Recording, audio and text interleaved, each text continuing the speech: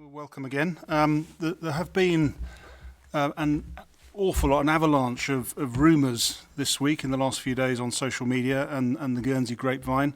I'm actually going to leave it to Dr. Brink and Deputy Salisbury to speak about that in a little bit more depth. But I just want to say what we have said many times before, particularly at the beginning of this crisis, which is, of course, please ignore social media rumours, which of course they're always attributed to a reliable source. But I think you should just assume if it's on social media, it is not a reliable source. Your only reliable source is gov.gg. Daily updates are posted as soon as results are finalised for the previous 24 hours. And Heidi and I actually get to see those shortly before they're published. There really is no delay. And I promise you that we will tell you, as we have done all along, that just exactly as it is. If we get a positive case, we will tell you that we've got a positive case. We will publish that. And, of course, we will deal with the response that's required to that case. So there is absolutely no need for the whole bailiwick to work itself up into a collective anxiety because of some garbage on Facebook. As we head towards the end of June, we are conscious that the existing financial support arrangements for business are due to come to an end. The Policy and Resources Committee met this week and have made some decisions, and a further announcement will be made this afternoon about sector-specific support. And I'm not going to say any more about that. That will be released later on this afternoon. We have worked through the options there are for measures at the border. The CCA, Civil Contingencies Authority, has met twice this week, yesterday and this morning, to talk about this at length. Nikki can say more about what the low-risk and practically deliverable alternative models are that may exist. And we will be looking at developing some pilots, so any new approach to borders can be tested to ensure that of course, we have the evidence, which, as we all know, Nikki likes evidence, she tells us, that any new approach that is adopted is both, of course, effective and workable. And just as soon as we are able, we will make further announcements on this in due course. We've also had some discussions with the Isle of Man about an air bridge with them, given that they also have no cases and a very similar strategy and approach to our own. It is an ongoing discussion, and again, any further announcements will come if it's felt that there is a viable option there.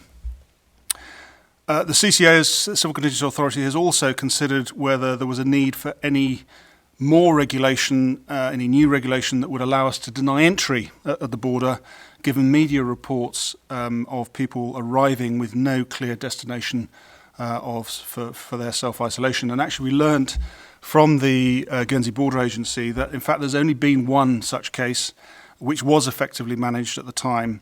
So we could not actually satisfy ourselves that it would be proportionate at this point to have such a power. Although, of course, as with everything else, we will keep it under review.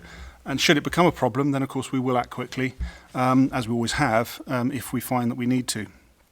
The CCA has also considered at considerable length the whole question of critical workers, and we have agreed a clearer policy on how this is to be controlled and managed, and more information will be published on this early next week.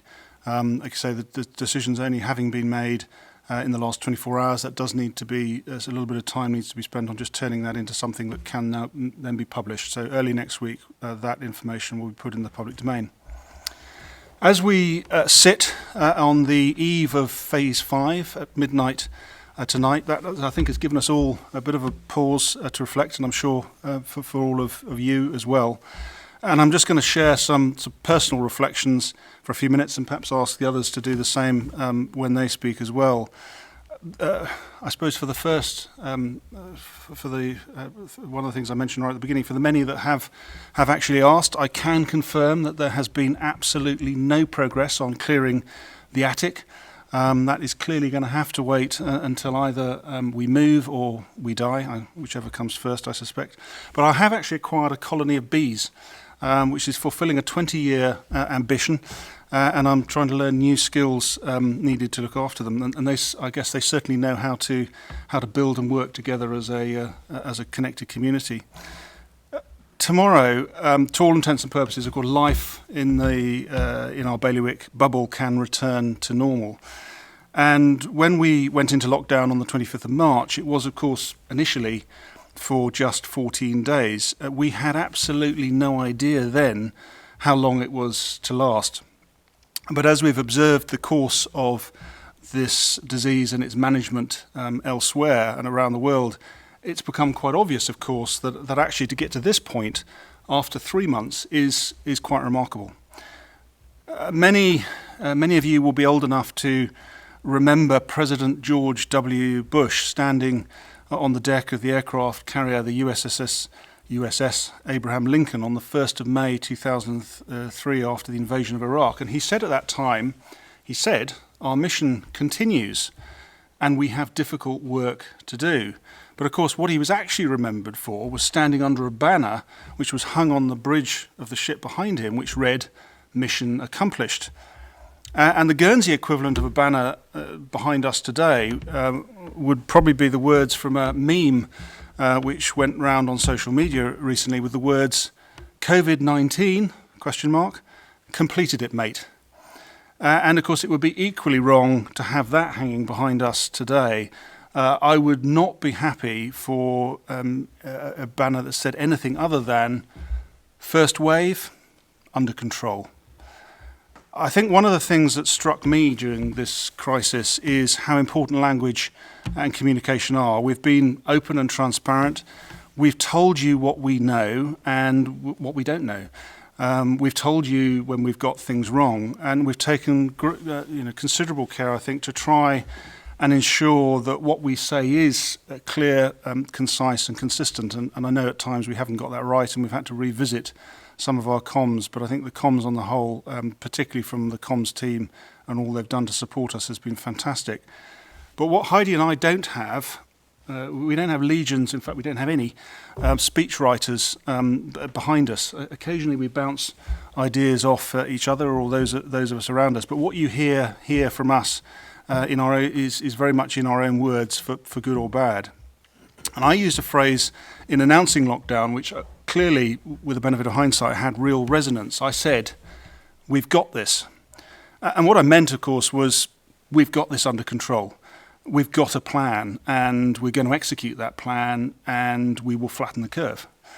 And I believed it. And what I didn't know was we'd be as successful as we have been. And I didn't realise at the time, or actually, of course, for some weeks, because frankly I was just head down in the height of the crisis, was really how reassuring these briefings have been for so many in our community at that time. And it was actually when someone said to me, "The briefings make us feel safe," that I suddenly realised not only the importance of them, but actually the visceral fear that so many were experiencing at the outset of this pandemic. Now, unlike Dr. Brink, whose title, of course, is Director of Public Health, obviously she does what it says on the tin. It tells you that public health is what she does. I never expected to be doing what I've been doing, and Heidi's spoken about this as well before. And it was a massive moment of personal reflection for me to be signing the Civil Contingency Authority's regulations that shut the bailiwick down. It has at times been exhausting, it's been stressful and emotional, but it's also been uplifting. And strangely, I consider myself enormously lucky to have been in the hot seat for this crisis, because it is a matter of great personal pride that I have been able to serve my community at this time by providing the leadership as best I can. But I am so much more proud of everyone around me. And we don't, of course, have time to go through everyone again. And I've tried through my social media shout-outs to thank each group separately for all their work over the last 3 months.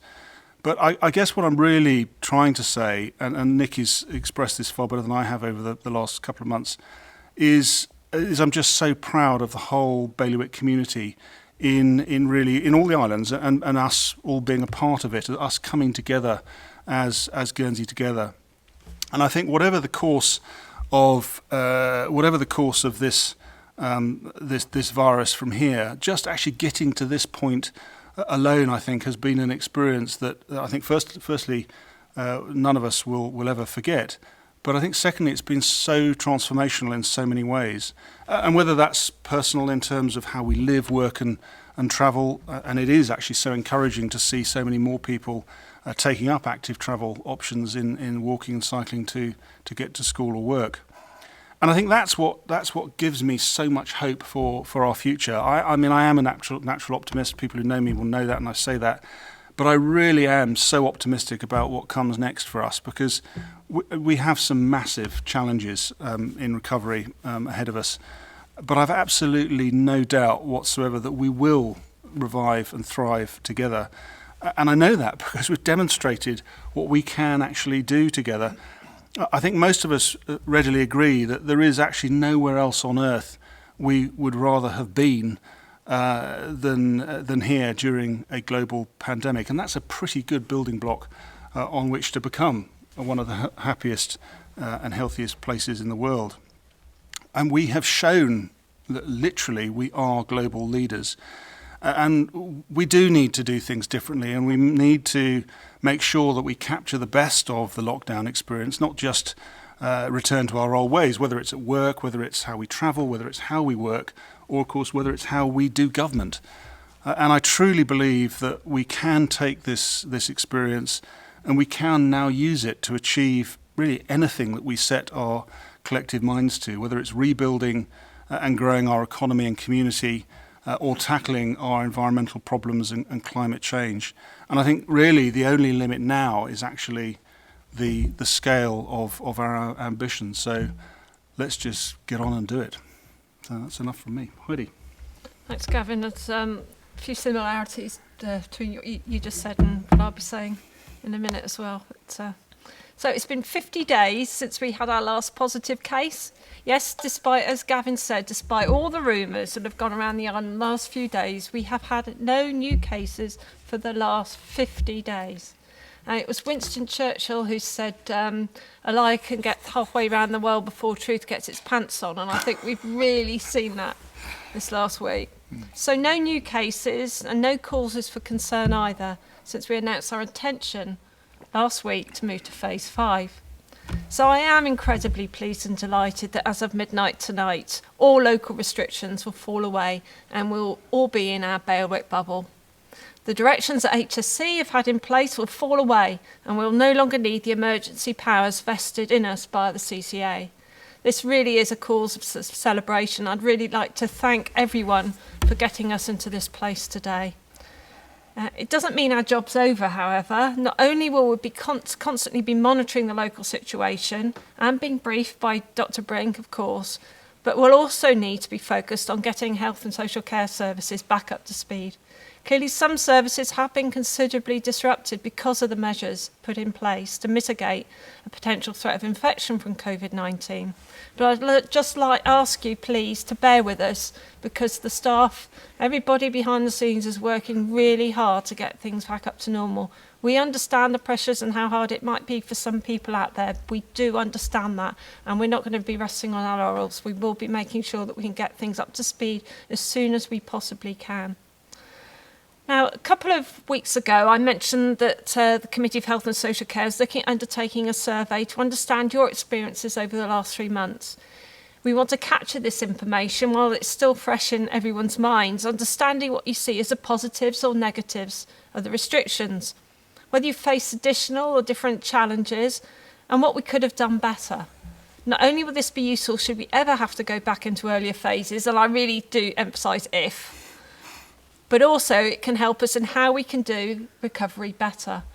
Please take part in the survey. It will be available online as well as in paper format and in 4 different languages. You don't have to complete it in 4 different languages, but it's available in 4 different languages. We want as many people as possible to take part so we can build on what we've learned from the community monitoring tool, which has really helped us to understand the impact of lockdown and added to our considerations both in terms of how we eased out of it, but also what we need to focus on in the immediate future. Look out for the links online and through traditional media. If there is one thing we must have all learnt from this crisis, something that Dr. Brink has made clear time and time again, is the importance of evidence. And your information will form a very important part of that evidence for the future. So please take part and think Dr. Brink. So, now I've been asked about my personal reflections, but personally I really feel like it's too soon for me to properly put into words what the last 3 months have meant to me. The dust really hasn't settled enough for me to really articulate it as well as I'd like. Maybe in a few months' time that will change. So I'm not very usually lost for words, but history will tell us whether we did the right thing, and I'm sure in hindsight will show where we should have done things differently. But here are a few of my thoughts based on how I think things are now.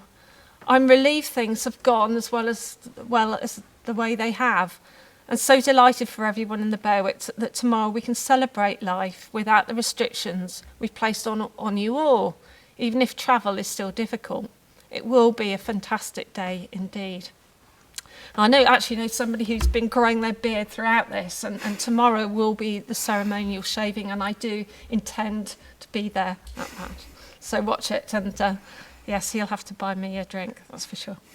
I thank you for the sacrifices you've made that have got us to where we are today.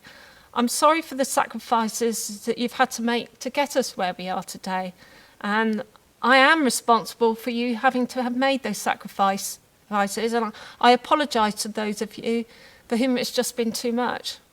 If there's anything that I've struggled with over the last few months, it has to be that, to be perfectly honest with you. Whilst I know we made the decisions that we believe were right based on the evidence we had and the advice we were given, I know that doesn't mean it has come without cost, and it's something I've thought about continually. What I can say, though, is that no decision that any of us has made these last 3 months has been made lightly. The days and nights have been intense, as Gavin has said. None of us ever expected we would face such a situation in our lives. And I think Gavin said earlier on that the only one who signed up to this was Dr. Brink. And I am really, truly grateful that we have had Dr. Brink to support us throughout this. We've been very lucky indeed. What I can say is that what you've seen over the last 3 months, a group of us here working together, telling you it straight, openly and transparently, is not a media concoction. It is real. We've worked together throughout this in an atmosphere of trust and mutual respect. That doesn't mean everything's gone perfectly or that we've nodded at what each other have said. We've challenged each other. We really have. But we've also listened and respected each other's views. It hasn't been easy as the decisions have been far-reaching, but everyone has worked calmly and in a considered way, and the positivity has shone through. So that's something I will really remember. There have been tough times. Back-to-back virtual meetings for days on end, CCA, HSC, and back again over hours in between virtual states meetings and press conferences. It has been beyond exhausting at times, but I am so grateful I have gone through this with the people here today, as well as those around here that you can't see. There aren't a better bunch of people you'd want to be working with in a crisis. I can tell you that for sure. I guess so, more than anything, what sticks in my mind is the amazing community response and the support you've given us. The rainbows in the windows, the claps of carers, the support groups, and the fact you've trusted us. I've been truly humbled, and I'll never forget it, and I'll just have to thank you all very much.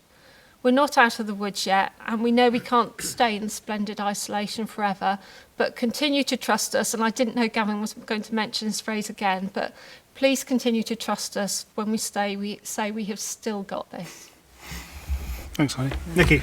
So, thank you very much, and it is a landmark day for us as we sit on the eve of going into phase 5. So phase 5 essentially means that life as we know it, to all intents and purposes, is back to normal, with the exception of the border controls. And I think that's a really, really important milestone for us.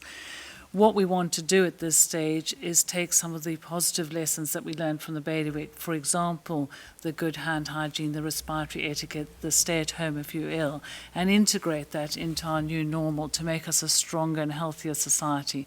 And I think that's really important.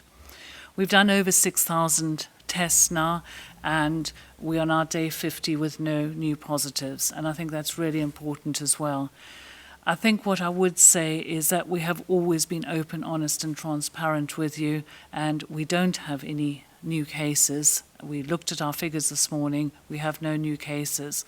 I think what is important for us with regard to that is to communicate this information to you, but also when we do a testing algorithm is we test with a sequence of tests. So something might flag up early on in a test, and we'll always err on the side of caution. So we might say, well, we're going to isolate someone until we know the test result, until we can confirm a test result. That forms part of good clinical practice, and it's what we would do for any infectious disease. And what is disappointing is if a rumour then comes out of any action that we might take clinically. And I think that's really important that we focus on the data and the evidence that we have. We have a robust testing policy which now consists of 2 different tests when we do the direct viral test. So we've developed that even further, and I think that's really important. With our direct viral testing, we have now done just under 1,000 surveillance samples. So that includes not only preoperative samples, but also huge numbers of health and care staff, so primary care. We've screened lots of groups in the hospital, which I've discussed before, and we've found no positives in those groups. And that's really, really encouraging. Our spotter practices within primary care report back to us about any possible respiratory symptoms, and we've had no reports of that either. Our emergency department is not reporting any activity either. So as far as we can see, that activity we're not seeing any activity consistent with COVID-19. So that's reassuring. We always double check our laboratory results with any clinical data as well. So as we move forward, we want to think of how we can use our testing strategy within the bailiwick to its greatest effect. Now, what has been really exciting this week is that we got delivery of our our big platform extractor. So that has ramped up the number of samples that we can extract up to 96 in 90 minutes. So really increased our capacity hugely. So with that increased capacity, we want to look at where it is best used. And what we're thinking about is what we can do with regard to our border controls. Now, I think from our perspective, it's really important that we look at the evidence. And as I've said to you before, if you test on the day of arrival, you will miss 100% of people that are infected during that transit process. But what we're doing is we're looking at the international evidence on the modelling, and evidence is my thing, as you know, and we're trying to look at, well, we're looking at where people become positive in the 14-day life cycle of the virus, 14-day incubation period of the virus. And what we've shown, and it has been peer-reviewed, is that we'll detect about 80% of cases by day 7. So if you model the 14-day period, by day 7, you'll detect 80% of cases. So the question we're asking ourselves now is, can we integrate it into possibly shortening that compulsory self-isolation period? So I think that's all of things that we're continually looking to how we can improve our services. We need to look at this in more detail, but from my perspective, we look at data from 2 sources in public health. We look at quantitative data, which is measuring numbers, and we look at qualitative data, which is what people tell us. And we have had feedback for the 2 weeks that people struggle from a mental health and well-being, that second week in isolation can be really difficult. So again, it's looking at what scientific evidence we have, what testing we can put behind that, and is there any way we can improve what we do? So I think that's really important as we move forward, and we'll be looking at that in more detail. I think the other issue that you've all asked me about is antibody testing. So we've completed about 160 antibody tests now, and other than the test that we did in the first instance on people who were known to have the infection, we were validating the assay, we've had no one else that has come up positive. So we will continue to look at various groups. We are not going to do population-based seroprevalence at the moment, where we look at the whole population, because we think our viral activity has been too low. And as ever, we want to put all of our resources and efforts into the place that we think will have most impact on our population, and that's really important. Then I think when we look at reflections, that's something that I've thought about as I've gone along, but I think, as Deputy Salisbury said, it's really early to start talking about that. But there are two things that I've thought about. One is gratitude, and the other is relief. Now, I have been incredibly privileged to work with the most brilliant public health team. Without asking, they went into a 7-day working week. They left their families and so on with partners to look after. We've got lots of mothers in our department, fathers in our department who sacrifice time with their children. They worked 7 days. In the height of the in March and April, they were working from 6 in the morning till 10, 11 at night. I never had to ask anyone to come in. They just came in. They organised themselves into a 7-day week without asking. But the public health and the support I had from that has been amazing. But also what I've found so amazing has been that this has been a seamless process, that there have been no barriers, that I've had amazing support from Deputy Salisbury and Deputy St. Pierre, and also from the senior management team. And Mark Degare is sitting up there as my line manager, and he won't ever take any credit, but he has been absolutely amazing in supporting the whole of public health services. So I think we've had that support. We've had support from primary care, secondary care, pathology services. Everyone, we've worked as a single unit. And I think that has been the incredible response that we've had, and I think that is what has been a success. So I think there's also a relief that we're in the situation that we're in, that we're not facing what was going to be our reasonable worst case scenario, which was over 1,000 deaths. So I'm very relieved that we're not in that situation. And I think from our perspective, that's been one of the successes that we've had. The track and trace has worked well, so all of those things have been incredibly rewarding for us. I think what I'd finally like to say is, I think the children and young people need to be recognised as part of this process. Our children and young people have had restrictions put on them that have never been seen for many, many years. And they again have responded magnificently. Just this week, I've had over 60 letters from children and young people, and it has been absolutely incredible. And I think the one picture I'd like to show comes from Zoe. And Zoe did a picture of me before I had my hair cut. And I have to say, Zoe, I realised it was bad, but I didn't think it was that bad. But that's Zoe's perception, that's Zoe's depiction of me before I had a haircut. But I think the children have played an important role in this, and I think we need to acknowledge them while we sit here today. So just a few early reflections. I'm sure a lot more will come with time. So thank you. Great. Thank you very much, Nicky. Paul. Thank you. Throughout all the phases of this pandemic, the decision-making has been balanced to ensure we safeguard the community from COVID-19, but also mindful of the wider public health impacts. As noted, the timing of decision-making has to be carefully calculated to balance the financial impact on the bailiwick and ensure our successful recovery.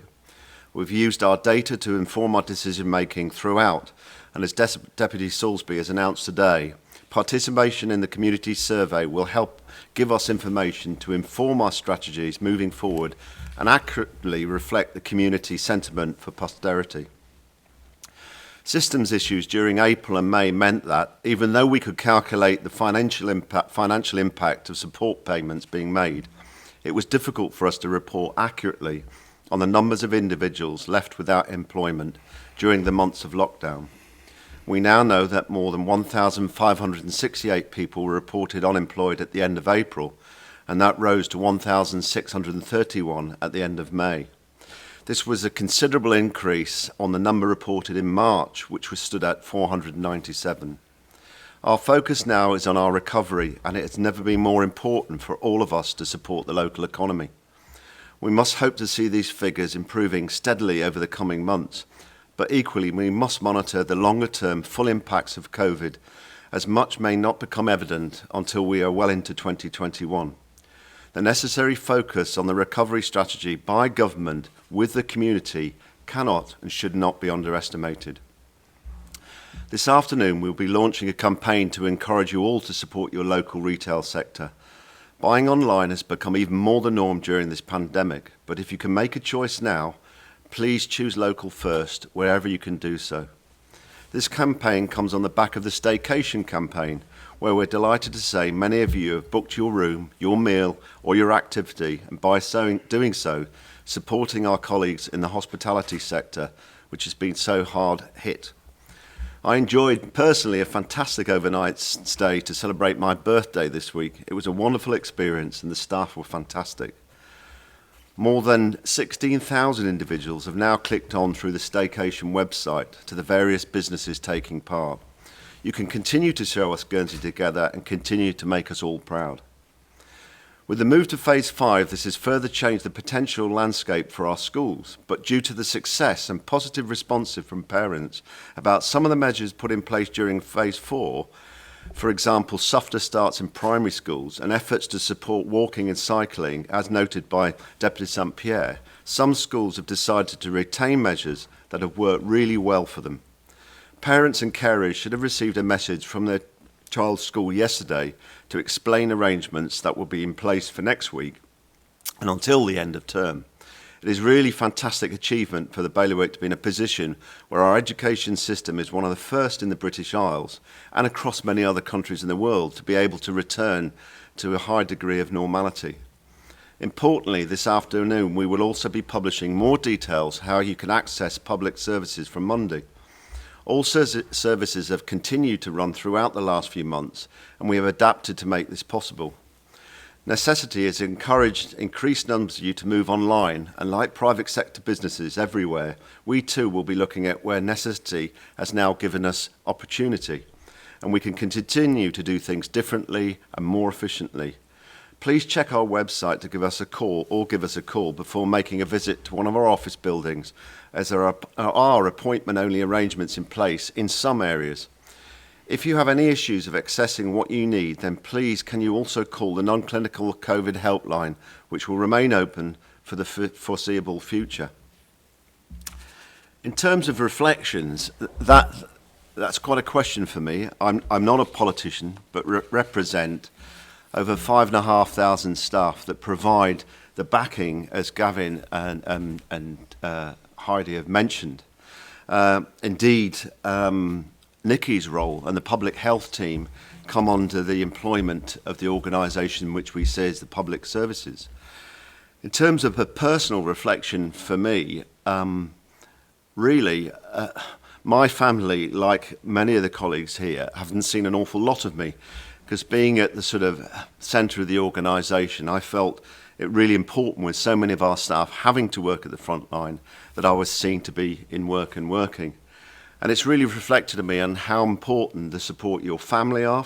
For me, that's been incredibly important, but also almost extending that relationship to the workplace and extending that really strong relationships with the community really emphasises how powerful building strong and healthy relationships are.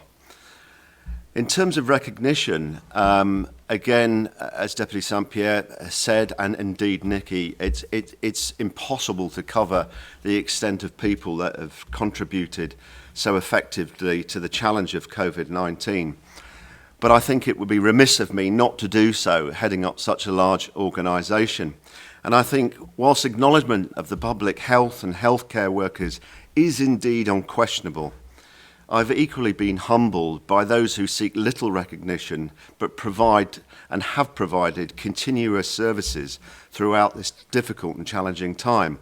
I mentioned just a few but not exhaustive, such as our community nurses that have worked with people in our community with COVID-19 and made sacrifices such as separating themselves from their own children and their families in order to carry out that role. Social workers that have still had to have contact with those at risk and harm and had to go into family homes and take those own personal risks into account on their own families. Probation officers, prison officers that quite clearly can't close the light off and switch the door have all done such a thing. And of course our fantastic voluntary sector we all enjoy in Guernsey is formidable in terms of its input as a jurisdiction.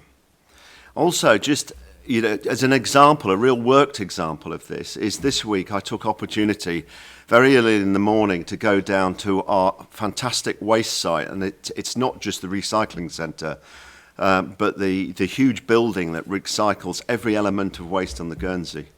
These guys work in there from 4 o'clock in the morning. They separate all our rubbish. They work in mulching our food waste in very hot and dirty conditions. Already wearing PPE equipment, they had to put PPE equipment over the top because they were handling our waste and obviously didn't know how it had been used or handled or if it was contagious. Walking around the site, not only recognising those guys that asked for nothing, I walked over to the recycling site, which was actually staffed by people from Orkney and people that normally do freight services. So those are just the examples that we don't have to shout about it, but just recognising how Guernsey has really adapted itself to come together to work, which has been for me absolutely formidable in terms of trying to run and support the organisation. Now, finally, as Chief Executive of the state, what has this really meant for me, or what is my observation?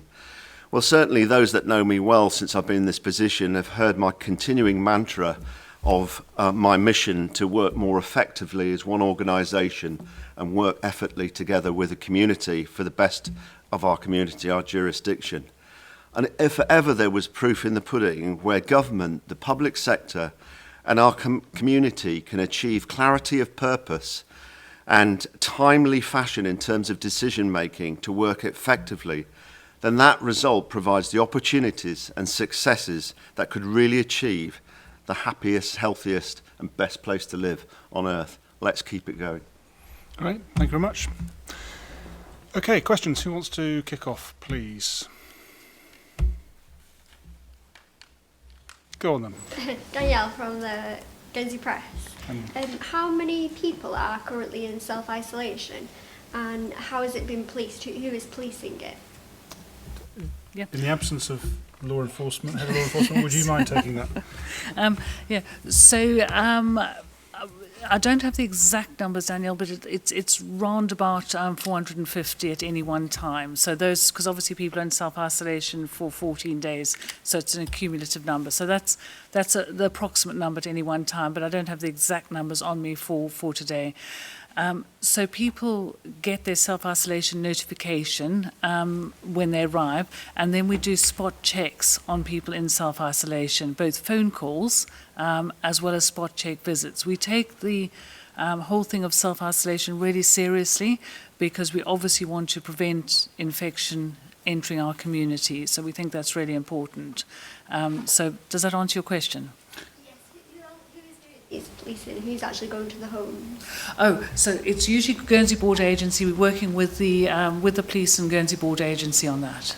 Okay. But again, Paul, there's a team of people that's been put together to an increased size of team that's been put together from across the organisation that is supporting that work, isn't it? And that's again, it's another example where absolutely. And I think if we have to increase in the future, if there is more movement, more people isolating at whatever time levels they are, then we'll increase the capacity to make sure we're effectively monitoring. Yeah. And in terms of the numbers, from memory, we were up to about 2,000 at one point, right at the beginning of the crisis. That was right at the beginning, Yeah. but we're now around about 450. And it varies anything from about, I think our highest has been 498 and 430, so it varies, it's in that ballpark figure. Yeah. So If you want a precise figure for today, I can give you that, but I just don't have it right on me now. A few of them we did have at the peak. Ewan. Ewan Duncan from BBC Guernsey. Just to pick up on something you said, Dr. Brink, about the possible removal of 2-week quarantine, maybe dropping it down to a week based on evidence that might come out in the future, and obviously 80% of cases being picked up within 7 days. How realistic do you think it is that we might be able to scale back the quarantine period anytime soon?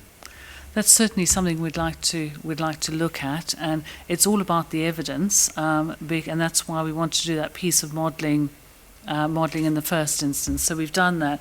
We've actually had it peer reviewed by another island jurisdiction, so that we can to check that our modelling is correct, because we couldn't find any precedent for that, and they agree with our modelling predictions. The thing for us was to have the testing capacity to be able to sit behind any increased demand that we might have on a service. So key for us was the arrival of our piece of kit, which is really amazing.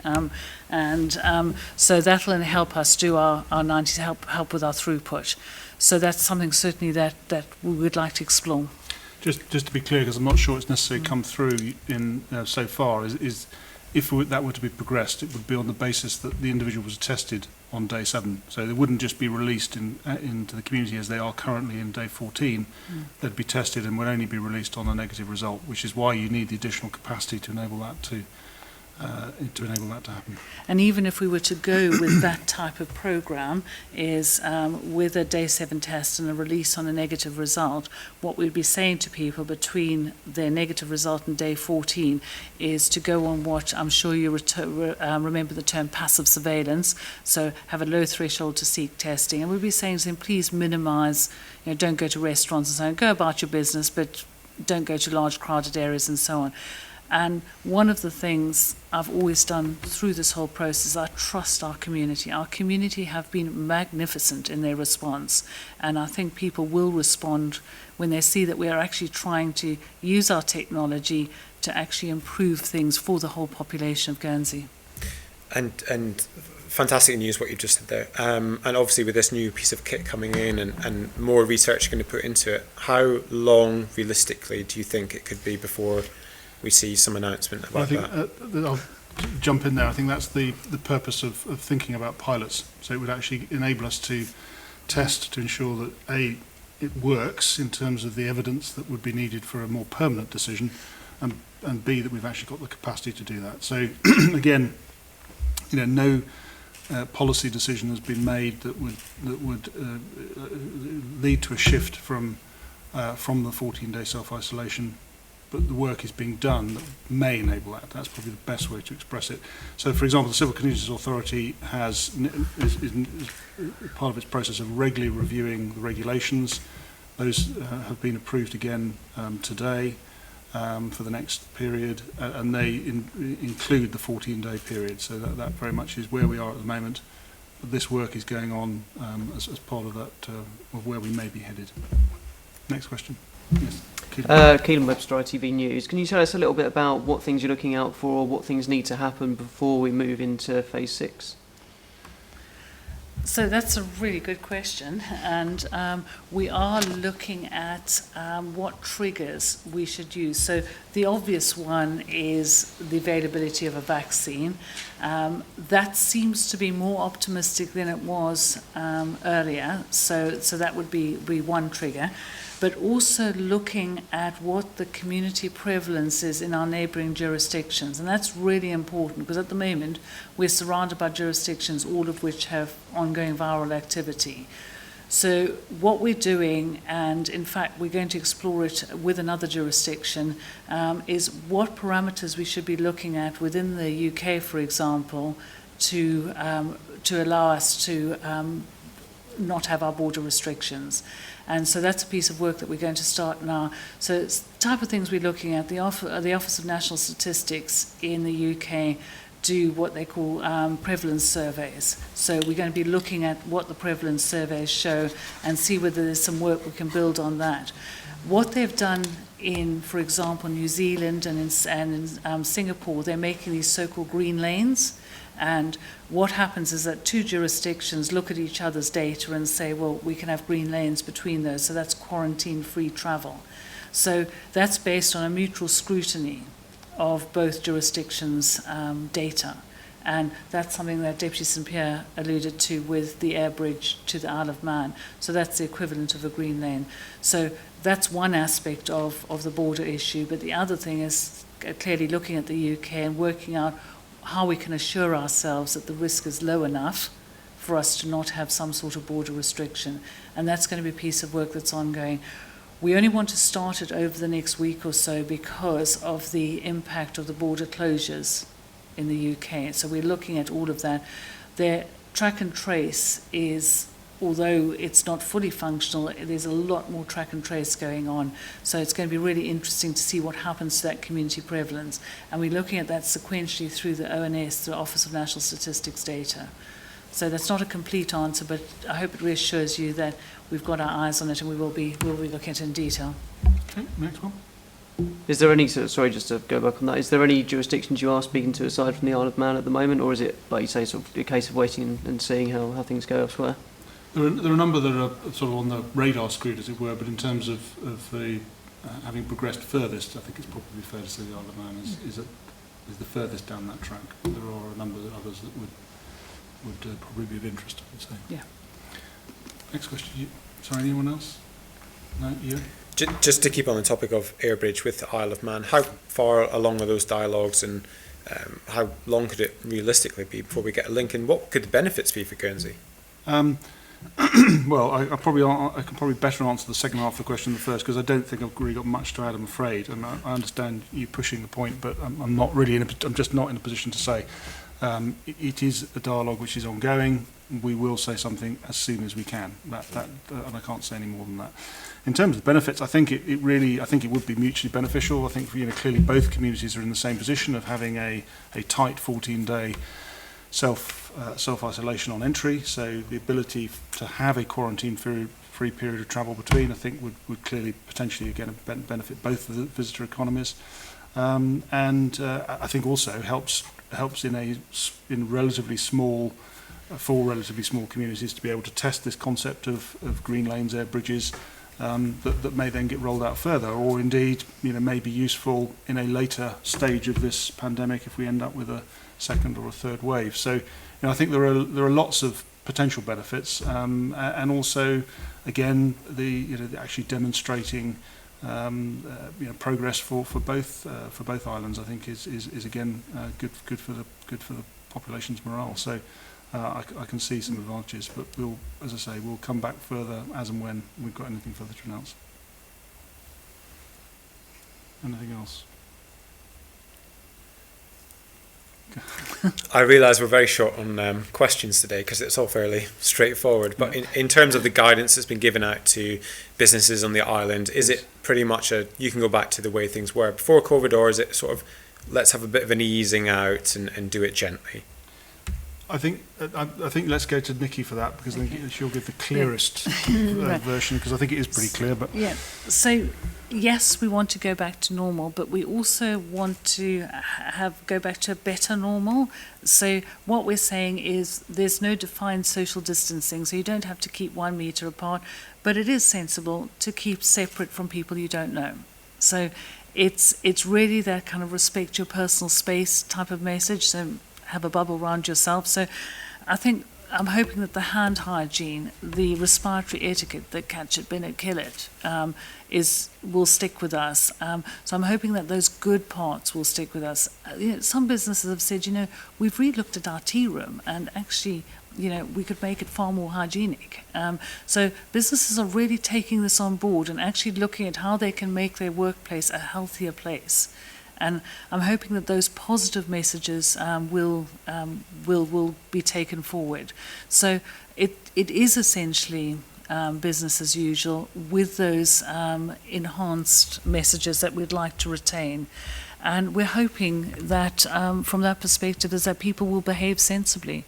And I think to date, the community, as I said before, has responded magnificently, and where we are today, we owe squarely to our community. We would not have got here had it not been for them. And just when we moved from phase 3 to 4, you were cautious about saying we might see some cases crop up. Yeah. We obviously haven't seen that in 3-week periods, so it seems unlikely unless anyone brings it into the island. But is there still that word of caution that we could still see cases? Yeah, I think we must never be complacent. This is a new virus. It's only been with us, as I've said before, for a very short period of time. We're learning things about the virus. I mean, just this week there's a lot of data on the skin manifestations of infection with this virus, which hadn't been recognised to such a large degree before. There's recognition of some of the neurological complications. So all of these things are coming to the fore. So I think we need to be cautious. I think we will see cases again in the bailiwick. I think it is almost impossible that we won't see cases again. What we want to do is detect those cases really quickly and put our track and trace behind it. So I think inevitably as the movement and connectivity increases and as people come in, yes, we're going to see cases.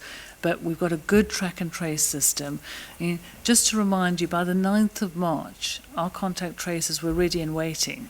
So we didn't wait until we had our first case. What we have now is not only contact tracers that have had the training, they've actually worked under pressure when they were seeing lots of cases. So we now have trained and experienced contact tracers to support us with any activity.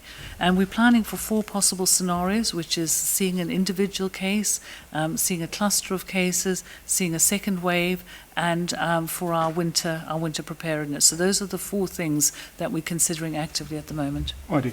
Yeah, I just wanted to add to that about seeing more cases. I mean, when people contacting me this week saying, I've heard there's another case, and people had heard about some people on the bridge saying, we've heard two new cases, so we're not going to go to phase 5. And I was saying, well, so what? We are likely to see cases, 1 or 2 cases, but we have that contact tracing team, we've got the testing up, and I think that's where people need to have that trust. Where things will get difficult is if we get a huge cluster that happens in one particular area and we just don't know what's happening there, or we just got a load of unexplained community seeding. People shouldn't be frightened of the fact that we have more cases. So we never planned on having no cases at all. It's just worked out better than we ever could possibly imagine. So people need to be calm if we ever do get any case, and we will be in control of it. As I was saying, Nikki's got an excellent team there that can manage it. Yeah. I'm glad Heidi made that point about not being fearful about new cases. It is one that's been made before, and it is worth making again. But I actually wanted to use the same phrase in relation to your first question, which is, what are the restrictions on moving from phase 4 to phase 5? And the community should not be fearful. There is no reason now for the community not to go out and get on with life as they would have done before. So that caution in terms of that anxiety, and there really isn't a reason for that. Having said that, exactly as Nikki has said, albeit doing it with better personal hygiene that perhaps we all should have been doing for probably the last 100 years since the last pandemic.